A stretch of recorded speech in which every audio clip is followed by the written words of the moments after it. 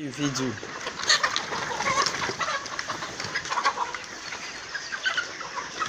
brown rearing, these ones are brown and white. They are all pullets, 14 weeks old.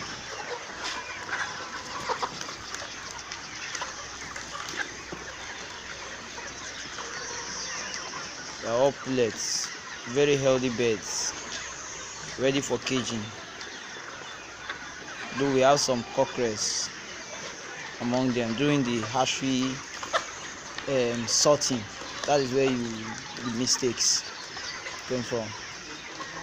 So they are very minimal. Very minimal.